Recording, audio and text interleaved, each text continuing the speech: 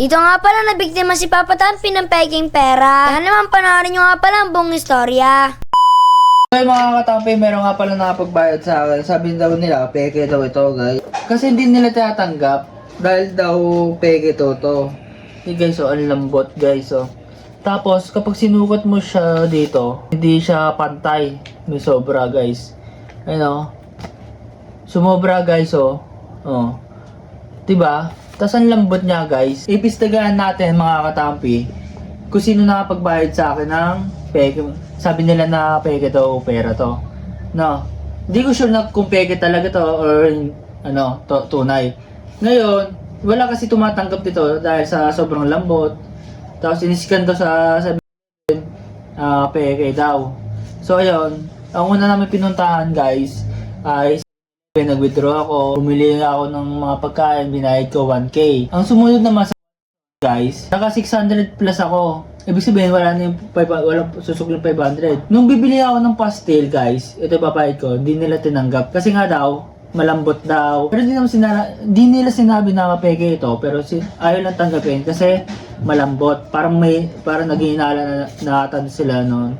Tapos nung nagbayad ako sa parcel, sabi ko na i-check niya muna, ibalik niya muna sa akin kapag ano na parang peke, kasi parang peke wala talaga tumatanggap ito guys. Kaya ngayon pupunta, ipapacheck ko yung CCTV kung talagang sila ang unang nagbayad ito guys, kasi doon kami unang bumili ayun hindi daw tinatanggap ito kasi sobrang lambot. Ngayon babalik ako doon para i-check yung CCTV na sila yung unang nagbayad nito. Tingnan ko kung peke talaga to hindi. Tara. Ayan guys, tatanong natin kung peke itong perang to kasi wala tumatanggap dito guys. So yung mga tampin, nakauwi na nga pala kami sa aming bahay. At ito nga pala yung nangyari kanina, grabe. Ito, hindi ko nabawi yung 500 pesos dahil sabi daw kailangan daw nilang kunin. Ayun. Ngayon, gato kasi yung kwento. Nagpunta kaming bayan, nagpunta kami dun sa bangko, pumila. Bago kami pumasok sa bangko guys, tinanong namin si gwardiya kasi syempre tinatanong ng gwardiya, anong transaction nyo?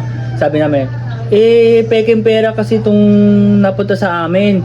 Tatanong ko po sana kung kung peke ba ito or hindi. Ngayon, sinilip ng gwardiya.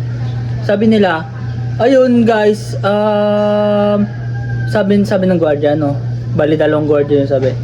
Sabi nila, daw, ay hindi fake yan. Luma lang yan, 2020 yun nakalagay 2020.